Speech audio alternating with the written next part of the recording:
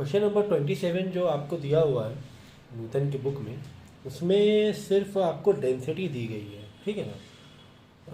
Planet की density दी गई है और बाकी कोई इन्फॉर्मेशन नहीं दी है, और टाइम पीरियड पूछा है सैटेलाइट का रिवॉल्विंग का। ओके। तो अब सैटेलाइट जो है, एक इम्पॉर्टेंट चीज़ इसमें दिया हुआ है, एक जहाँ से एक तो कुछ चीज़ें सिंप्लीफाई ज़्यादा इजी हो रही हैं, वो एक इम्पॉर्टेंट पॉइंट ये दिया गया है कि जो सैटेलाइट रिवॉल्व कर रहा है वो नियर द सरफेस है, ठीक है ना, नियर द सरफेस है, ठीक है।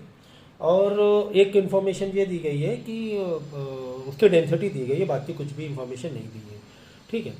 तो यानी कि मास भी नहीं दिया हुआ है और सिर्फ डेंसिटी दी गई है, और रेडियस भी नहीं दिया हुआ है, रेडियस भी नहीं दिया हुआ है। तब हम लोग क्या करेंगे, केप्लर्स का एक थर्ड लॉ है, T²/r³ = 4π² ओके। इसके थ्रू हम लोग सिंप्लीफाई कर सकते हैं, क्योंकि हमारे पास उतनी इन्फॉर्मेशन नहीं है कि एक जो दूसरे जो बेसिक फार्मूलेस थे टाइम पीरियड के उसके थ्रू जाएं, क्योंकि रेडियस हमें कहीं भी दिया नहीं था। तो यहाँ से हम लोग क्या करेंगे, मास को, क्योंकि डेंसिटी दी गई है, ठीक है ना, और यहाँ पे जो छोटा r³ उसको बड़ा r ले लेंगे, क्योंकि नियर द सरफेस रिवॉल्व कर रहा है, तो हम लोग प्लेनेट का रेडियस ही कंसीडर कर लेंगे, ठीक है ना, नियर द सरफेस दिया हुआ। और यहाँ पे जो मास है, तो मैंने कई बार कहा था कि यहाँ पर मास अगर डेंसिटी दे दिया जाए तो वहाँ पे मास से हम रिप्लेस कर सकते हैं। तो मास = डेंसिटी इंटू वॉल्यूम।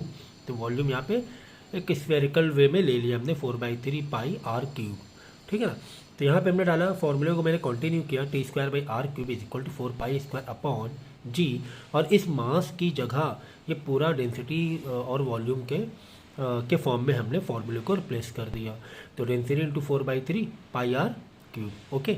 अब यहाँ से हमें ये बेनिफिट मिला कि r³ और r³ क्या हो गया, रिड्यूस हो गया। बस यही एक कहीं ना कहीं फंस रहा था, मैं रेडियस नहीं मिल पा रहा था, तो बेसिक फार्मूले से हम लोग नहीं कर पा रहे थे जो दूसरे फार्मूले से अब तक करते आ रहे थे, ठीक है ना। तो r³ क्या हो गया, हमने कैंसिल कर दिया, और 4 से 4 कैंसिल हो गया, 1 पाई उधर से 1 पाई गया, ये 3 आके ऊपर आके बैठ जाएगा, 3π हो जाएगा, और नीचे बचेगा g into density. g is your universal constant, and then t = अब स्क्वायर हटा के यहाँ पे अंडर रूट आ जाएगा, 3π/g इंटू डेंसिटी। तो g हमें मालूम ही है और डेंसिटी हमें गिवन है, पाई में 3.14 लेके इसको कैलकुलेट करके आंसर निकाल लेना, ओके।